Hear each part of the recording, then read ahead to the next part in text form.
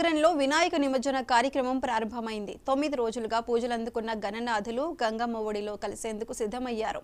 నగరంలోని రాంబోట్ల దేవాలయం వద్ద ప్రతిష్ఠించిన వినాయక విగ్రహానికి రాష్ట్ర మంత్రి టీజీ భరత్ మొదటి పూజ నిర్వహించి నిమజ్జన కార్యక్రమాన్ని ప్రారంభించారు.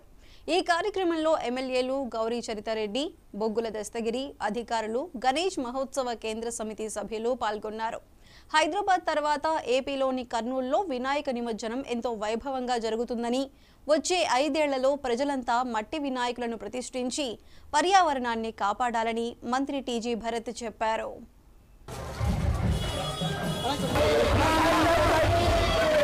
నిమజ్జనం హిందూస్కి ఇది ఒక పెద్ద పండగ. నిమజ్జనం కూడా ఒక పెద్ద పండగ. ఎస్పెషలీ కర్నూలులో నిమజ్జనం అనేది చాలా పెద్ద ఎత్తున జరుగుతుంది. ఇప్పుడు ఆంధ్రప్రదేశ్లో ఇన్ని విగ్రహాలు, ఇక్కడ పెద్ద నిమజ్జనం, ఒక పెద్ద ఫోర్సు డిపార్ట్మెంట్ నుంచి ఇలాంటి గవర్నమెంట్ అఫీషియల్స్ నుంచి ఒక పెద్ద ఎత్తున జరిగే కార్యక్రమం ఇక్కడ కర్నూలులో.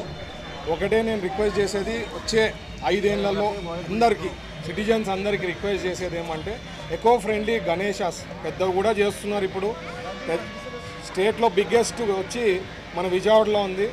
అది కూడా మీరు చూస్తే మట్టి విగ్రహంతోనే చేసింది. సో మట్టి విగ్రహాలని ప్రతి ఒక్కరు కూడా సీరియస్గా తీసుకొని, మనం కూడా ఇండియాలో కర్నూలులోనే ఇక్కడ జరుగుతుంది, మనం చేసే పని తీరు బట్టి స్ఫూర్తి తీసుకొని ఆల్ ఇండియాలో అందరూ కూడా ఇంప్లిమెంట్ చేయాలని చెప్పేదే నాకు ఒక ఆశ.